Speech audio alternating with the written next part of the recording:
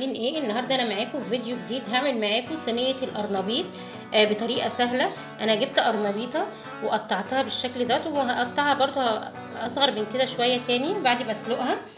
الاول غسلتها كويس وبعدين نقعتها في ميه وخل عشان اعقمها، وبعدين صفيتها. معايا كمان هنا خضره اهي مغسوله برضو بميه وخل، برضو بتنضفيها وبعد كده بتغسليها وبعدين بتنقعيها في ميه وخل عشان التعقيم اهي، وبعدين بتصفيها. خضره بقدونس وكزبره وشبت، 4 بيضات. معايا مقادير جافه، ملح، فلفل، كمون، كزبره، توم بودره، 3 طماطمات هقطعهم قطع صغيره، 3 جزرات بشرتهم كده. معايا كوبايتين دقيق، كوبايه لبن. الكوبايه اللي هتعايري بيها الدقيق هي اللي هتعايري بيها اللبن، هي اللي هتعايري بيها الميه.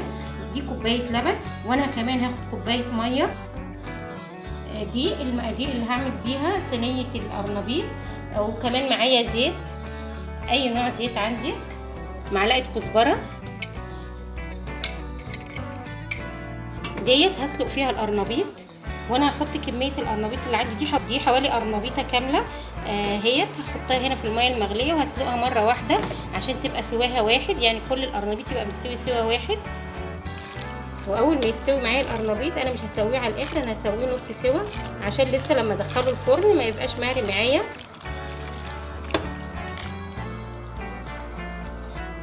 هسيبه لحد ما يستوي وبعدين اطلعه.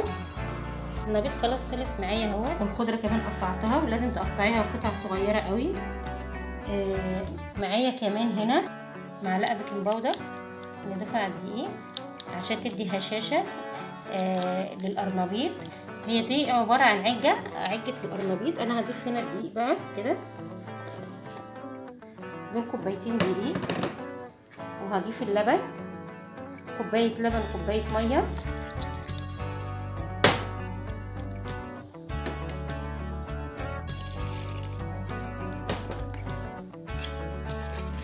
وهضيف كمان التوابل اللي هي الملح، فلفل، كمون، كزبره، توم بودره، هضيفهم هنا على الخلطه ديت. هضيف كل المقادير اللي هنا واقلبها مع بعض. هضيف البيض،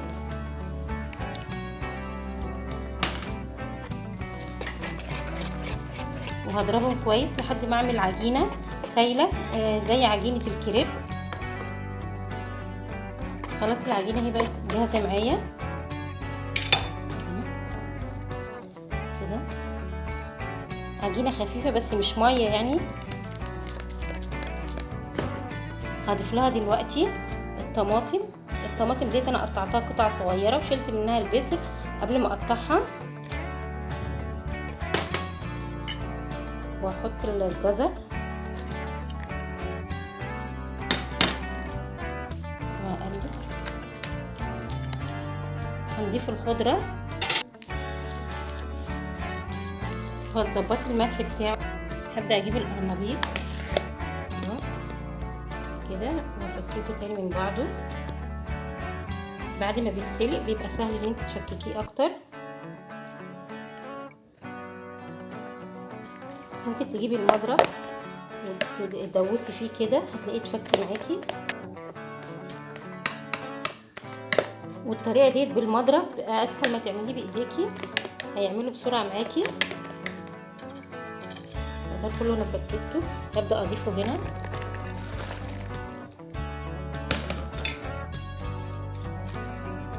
ونبدا نقلبه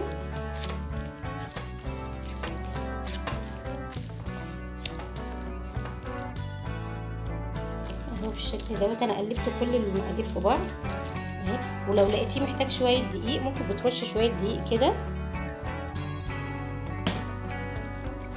وتقلبيها فيه لحد ما تظبطي العجينه بتاعتها. خلاص انا قلبت كل المقادير مع بعض، وانتي بقى بتحطي الدقيق حسب كميه القرنبيط اللي عندك وحسب الحاجات اللي انتي حطيتيها.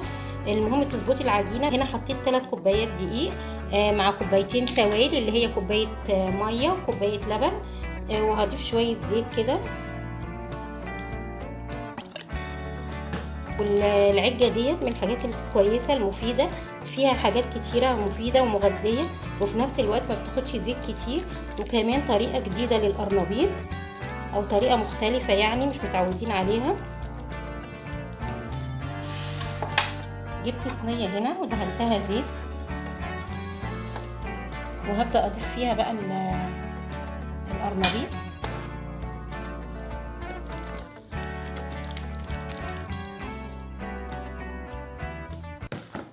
وهنظبطه كده في الصينية.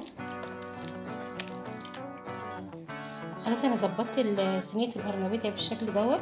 هبدأ اضيف حوالي معلقة زيت كده على الوش عشان تديها شكل حلو.